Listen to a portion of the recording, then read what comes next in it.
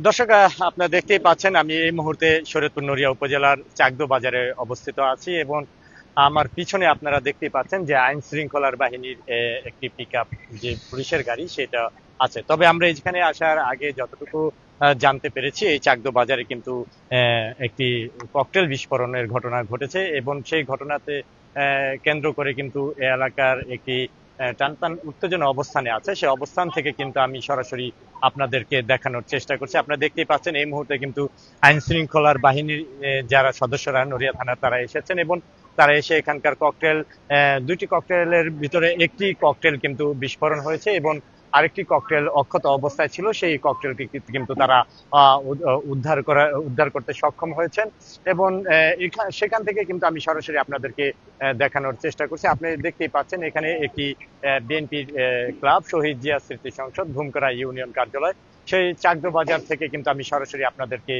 দেখানোর চেষ্টা করছি এবং প্রায় আনুমানিক রাত্র 9টা 10-এর দিকে এখানে আমি স্থানীয়দের সাথে কথা বলার চেষ্টা করছি। তারা আমাদের কাছে এই ব্যক্ত করেছেন যে রাত 9টা 10 মিনিটের সময় এখানে একটি মোটরসাইকেল যোগে লোক গিয়েছে এবং সেখান থেকে তারা এই ককটেলটি নাকি বিস্ফোরণের ঘটনা ঘটায় এবং তাৎক্ষণিক এই অঞ্চলের মানুষ তাদেরকে ধরার জন্য গিয়েছিলেন, কিন্তু তারা মোটরসাইকেলে আসার কারণে তারা সেইভাবেই কিন্তু তাদের মতো করে তারা চলে যান, তো সেই মুহূর্তে তাদেরকে ধরতে পারেন। তবে আমরা এই এলাকার স্থানীয় যারা আছে তাদের সাথে আমরা কথা বলেছি এবং একজন আমাদের কাছে এমনটাই ব্যক্ত করেছেন যে তাদেরকে একজন চিনতে পেরেছেন। আমরা সেই ব্যক্তিটির কাছে আপনাদেরকে একটু যাওয়ার চেষ্টা করব। তার আগে একটু এই ঘটনার দৃশ্যপটটা আপনারা যদি একটু দেখাতে চাচ্ছি। আপনারা দেখতেই পাচ্ছেন সেই অবস্থান থেকে কিন্তু আমি সরাসরি আপনাদের কাছে যুক্ত করছি। এই হচ্ছে চাকদো বাজার এবং নড়িয়া রুটে যাওয়ার যে প্রধান রোডটি, সেই রোডটি থেকে আমি সরাসরি আপনাদেরকে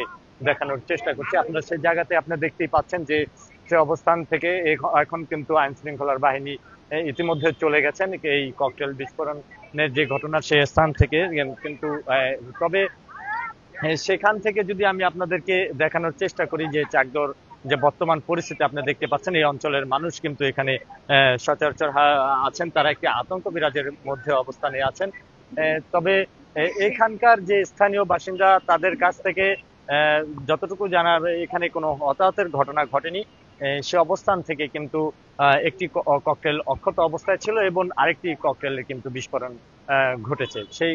সেই দিক থেকে যতটুকু আমরা স্থানীয়ভাবে জানার চেষ্টা করেছিলাম, সেই দিক থেকে আমরা যদি স্থানীয়ভাবে তাদের কাছ থেকে আমরা একটু জানার চেষ্টা করব যে তারা আসলে এই ঘটনায় কাদেরকে দেখতে পেয়েছিলেন এবং তারা আসলেই কি দেখেছিলেন এখানকার এই অবস্থান থেকে আমরা একটু জানার চেষ্টা করব। সেই লোকটির সাথে একটু কথা বলার। ভাই, আপনি এখানকে আপনি কি দেখতে পেয়েছেন এই ঘটনায় কেন্দ্র করে?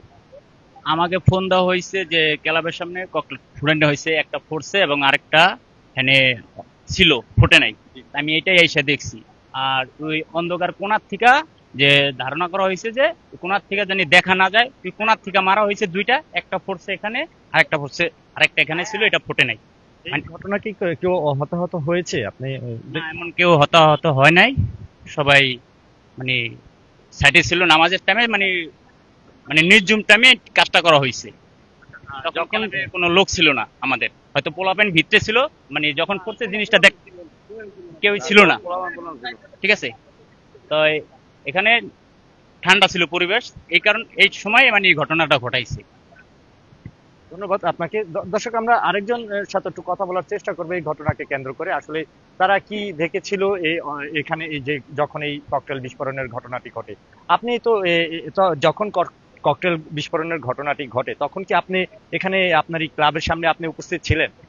না, আমি ক্লাবের সামনে আমরা উপস্থিত ছিলাম না। আমরা ক্লাবটা বন্ধ করে আমরা যার যার বাসায় চলে যেতে লইছি।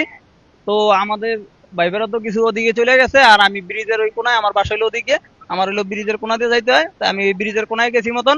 আমি একটা লোকের দেখছি যে সে গাড়ি লিয়ে এদিকে আসতেছে। এদিকে আইসা হাত করে গাড়ি জোরে টান দিয়া ওই মোটরে যাইয়া দুইটা বোম এদিকে মারলো। দুইটা বোমের ভিতরে একটা ফুটছে, একটা ফুটে নাই। তো একটা ফোটে নাই, তো ওই জায়গায় অন্ধকার ছিল। আর ওই জায়গায় কি আরো লোকজন ছিল নাকি আমরা সেটা জানি না। আমরা তৎক্ষণাৎ ওই জায়গায় গেছি, দেখছি যে না, কেউ নাই। ক্লিয়ার করবেন কি, একটা লোক আপনি মোটরসাইকেল করে আসতে দেখছেন, আসলে সেই লোকটাই কি এই বিস্ফোরণের ঘটনা ঘটিয়েছে? সেই লোকটাই কি বিস্ফোরণের ঘটনা ঘটিয়েছে? আমার এটা সন্দেহজনক। আমি সন্দেহ করতেছি তার, কারণ সে ছাড়া আর ওই একটা গাড়ি ছাড়া আর এই জায়গায় কোনো গাড়ি যায় নাই। আর ওই জায়গায়ও আমরা খুঁজছি, আমরা কোনো লোক দেখি নাই। মানে তার মানে আপনি বলছেন যে মোটরসাইকেলটি যাচ্ছিল, তাকে ওই যাওয়ার পথে উনি যাওয়ার সময় এই ঘটনাটা ঘটে। তাকে আপনি চিনতে পেরেছেন কি? তার আমি চিনি, কি নাম তার? তার নাম রবিন। যখন এখানে বোমটা বিস্ফোরণটা ঘটে তখন কি ওই মোটরসাইকেলটা সে জায়গায় স্থির হয়েছিল, তারা থামাইছিল? স্থির হয় নাই, ওই পিছে আরেকজন লোক ছিল, ওই হয়তো ওই ওই পিছের ওই লোকেই বোম দুইটা মারছে। তার মানে ওই লোকটা বোম মেরেছে আপনারা ধারণা করছেন, পরক্ষণে গাড়িটা রান হয়ে চলে গেছে। ওই ওই লোকটিকে নিয়ে কি ওই গাড়িতে রান হয়? দুইজন লোক ছিল। ধন্যবাদ আপনাকে। দর্শক, আপনারা শুনতে পেলেন এলাকা যে ইনি আছেন স্থানীয়, তার সাথে আমরা কথা বললাম। তিনি তার একজন সন্দেহজনক ব্যক্তিকে কিন্তু তিনি সে ইঙ্গিত দিয়ে আমাদের কাছে তার এই ব্যক্ততা প্রকাশ করেছেন। এখন এই বিষয়টি কি অবস্থান হচ্ছে, কি কোন দিক যাচ্ছে, এটা এখন প্রশাসনের বিষয়। সেদিক থেকে কিন্তু আমরা আপনাদেরকে এখন সরাসরি দেখানোর চেষ্টা করি বর্তমান চাকদোর সার্বিক পরিস্থিতি। দর্শক, এই ছিল আজকের রাতে যে চাকদো বাজারে যেই বিস্ফোরণের ঘটনা ঘটেছে, সেখান থেকে আমার এই তথ্য। সংবাদের পাতা, M A Jabbar, Naria, Shariatpur.